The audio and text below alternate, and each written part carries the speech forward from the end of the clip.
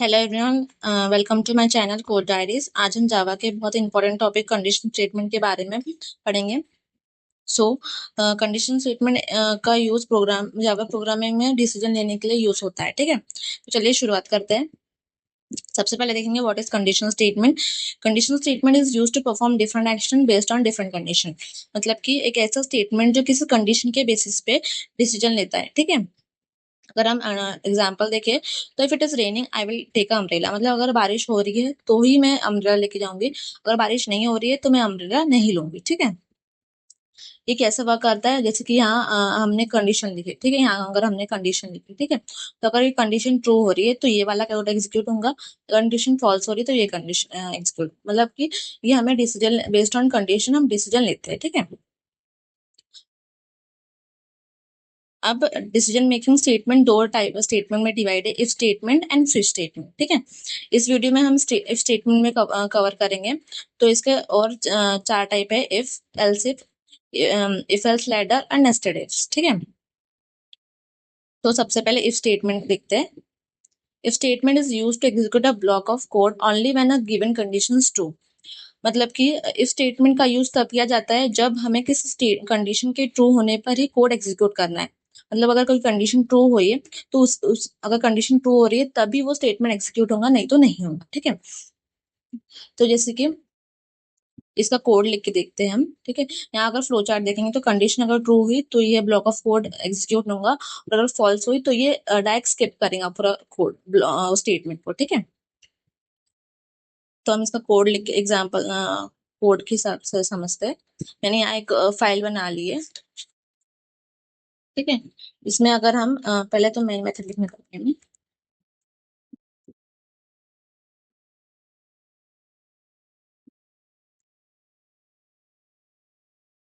Okay, अभी हम एक एग्जाम्पल लेते हैं, int as equals to 20।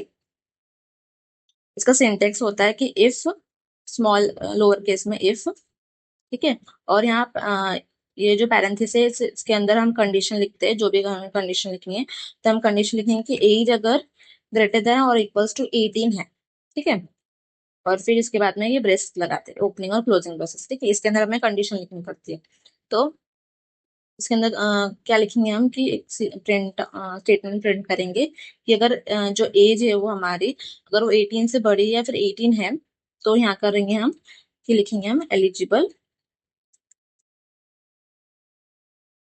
To. Okay, तो यहाँ क्या हो रहा है कि अगर ये कंडीशन ट्रू हुई ना तो ही ये स्टेटमेंट प्रिंट होगा, नहीं तो नहीं होगा। ठीक है, नहीं तो कुछ भी प्रिंट नहीं।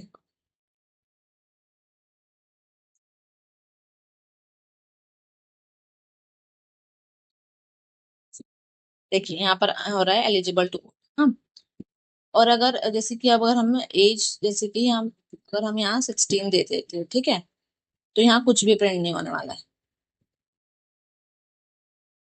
देखिए यहाँ कुछ भी प्रिंट नहीं हो रहा है क्योंकि हमने अगर ये स्टेटमेंट कब प्रिंट होगा जब ये कंडीशन ट्रू हो। ठीक है, अब नेक्स्ट वाला टाइप देखते हैं हम।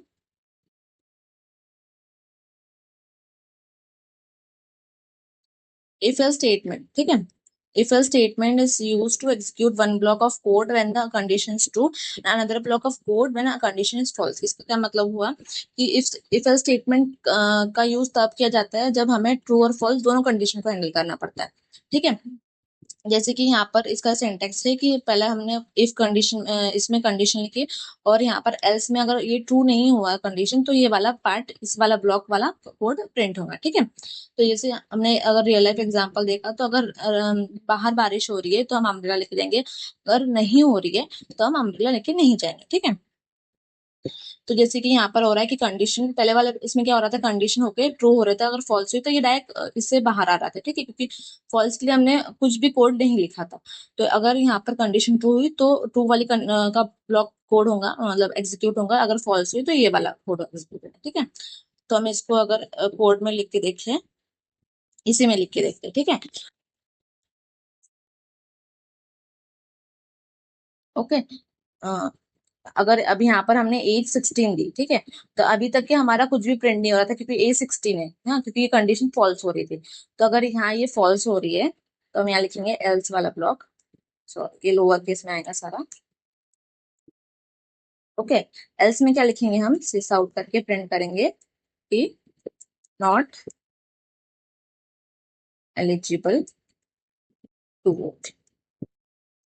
ओके, तो अब क्या हो रहा है कि यहाँ पर क्या हो रहा है कि अभी एज हमारे 16 है, ठीक है, 18 से लेस देन है। तो ये वाला कोड को वो स्किप करेगा, मतलब ये फॉल्स हो गया तो डायरेक्ट वो एल्स वाले ब्लॉक में आएगा और इधर वो ये वाला स्टेटमेंट प्रिंट करेंगे, ठीक है। तो यहाँ क्या प्रिंट होगा, not eligible to vote. Okay, मतलब कि हमने फॉल्स वाली कंडीशन भी हैंडल कर ली। ओके, मतलब ये इफ एल्स हो गया, मतलब हमने दोनों कंडीशन एग्जीक्यूट कर ली, ठीक है। अब क्या हो रहा है इसमें, अब कौन सा है, ये वाला देख लिया, ठीक है। ये इफ एल्स लैडर वाला, ठीक है। अगर हम मल्टीपल कंडीशन है अगर हमारे पास है और हमें जैसे कि हमें मल्टीपल कंडीशन चेक करनी है, ठीक है, तो उसके लिए कौन सा इफ एल्स लैडर यूज करते हैं। अगर जैसे कि प्रोग्राम पूरे कंडीशन चेक करेगा और जो उसमें से जो भी कंडीशन ट्रू होंगे वही वाला स्टेटमेंट प्रिंट करेगा, बाकी सब स्किप कर देगा, ठीक है। तो इसका सिंटेक्स कैसा होता है, इफ यहाँ पर इफ करके पहली कंडीशन जैसे इफ दिया, ठीक है, दूसरी कंडीशन चेक करने के लिए हमें एल्स इफ लगाना पड़ता है, ठीक है, एल्स इफ, फिर उसमें कंडीशन दो, फिर उसका ब्लॉक प्रिंट करो और फिर एल्स इफ, फिर वही सेम स्टेटमेंट, ठीक है, यहाँ पर फिर एल्स, यहाँ पर एल्स, ठीक है। अगर हम एग्जाम्पल लेते हैं, ठीक है, तो जैसे कि हमें मार्क्स प्रिंट करना है, मार्क्स के हिसाब से हमें ग्रेड प्रिंट करना है, तो हमें बहुत सारी कंडीशन चेक करनी होंगी। अगर किसी को 90 मार्क्स है तो उसको ग्रेड ए देना, किसी को 75 मार्क्स है तो उसको ग्रेड बी देना, किसी को 75 से 60 से ज्यादा या फिर 60 मार्क्स है, ठीक है, 60 से ज्यादा और 60 मार्क्स है तो उसको ग्रेड सी देना। हाँ, तो ये सारी कंडीशन हमें चेक करनी पड़ेंगी, तो इसके लिए हम एलसीएफ यूज करेंगे, ठीक है। ये याद रखना कि जो कंडीशन है वो टॉप से बॉटम तक चेक होती है, ठीक है। और जैसी जैसे ही उसे जो प्रोग्राम है एक कंडीशन ट्रू हो गई तो सारे जो वो ब्लॉक होता है वो एग्जीक्यूट होता है और बाकी सारे स्किप हो जाते हैं, ठीक है। तो हम इसका एक कोड लिख के देते हैं, कोड ज्यादा अच्छा समझेगा, ठीक है। अब इसको हम इसको कर देते हैं, ठीक है।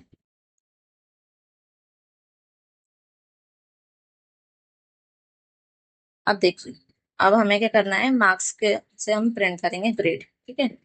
तो मार्क्स इज इक्वल्स टू, हम दे देते कि इसको 75 मार्क्स, ठीक है। और अब कंडीशन लिखेंगे हम कि मार्क्स जो है अगर वो ग्रेटर देन और इक्वल्स टू 90 है, ठीक है, तो प्रिंट करोगे कि ग्रेड ए। ओके, अब इसके बाद में यहाँ लिखेंगे हम एल्स इफ, ठीक है, एल्स इफ, तो यहाँ कंडीशन डालनी पड़ेगी हमें कि मार्क्स अगर ग्रेटर देन और इक्वल्स टू 75 है तो यहाँ प्रिंट करेंगे हम सिस आउट करके ग्रेड बी। ओके, इसको हटा देती हूँ, ठीक है। अब देखिए इसके बाद में अभी हमें और कंडीशन चेक करनी पड़ेगी कि सी ग्रेड के लिए एल सेव करके वापस हम लिख देंगे, डाल देंगे मार्क्स अगर ग्रेटर देन और इक्वल्स टू 55 है, या फिर 50 लिख के देखते हैं, ठीक है, 50, ठीक है। तो क्या करेंगे हम, एक यहाँ पर ग्रेड ग्रेड सी। ओके, और अगर उससे लेस देन है, मतलब कि इसका वो काम है, हाँ ये, अगर 55 या 50 से कम है, मतलब 50 से और कम है तो हम प्रिंट करेंगे उसको है ग्रेड। ओके, तो अब इसमें प्रिंट करके देखते हैं, हमें पता है मार्क्स क्या है 75, तो क्या प्रिंट होना चाहिए, 75 या 75 से ग्रेटर या 75 है तो ग्रेड बी आना चाहिए, ठीक है, हमारा आउटपुट।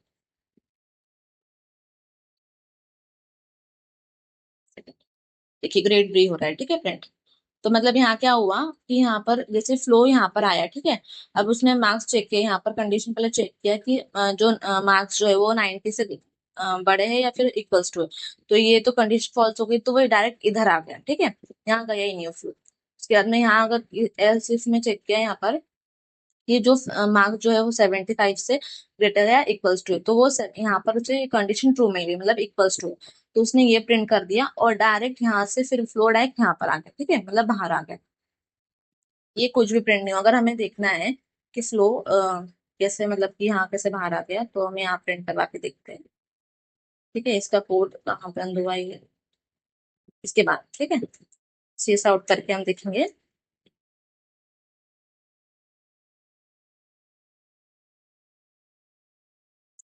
मार्क्स पे मार्क्स प्रिंट करते हैं, ठीक है। मार्क्स, और यहाँ मार्क्स प्रिंट करवा देते हैं, ओके। तो देखो ग्रेड भी प्रिंट होगा और उसके बाद डायरेक्ट ये प्रिंट होगा स्टेटमेंट, क्योंकि बीच में फ्लो कहीं जा ही नहीं रहा, ठीक है। एक बार देखिए यहाँ पर डायरेक्ट मार्क्स 75 प्रिंट हो गया, ठीक है।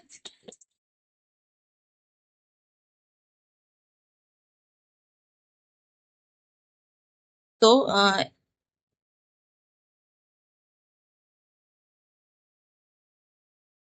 तो आज हमने सीखा कंडीशनल स्टेटमेंट क्या होता है, type of conditional statement, if statement, else if else statement and if else ladder, ठीक है। अब हमारा nested if and switch statement वाला रह गया टॉपिक, तो हम उसे नेक्स्ट वीडियो में डिटेल में कवर करेंगे। अगर ये वीडियो हेल्पफुल लगी होंगी, अगर ये वीडियो हेल्पफुल लगी होंगी, लाइक शेयर एंड सब्सक्राइब जरूर करिए। Thank you for watching.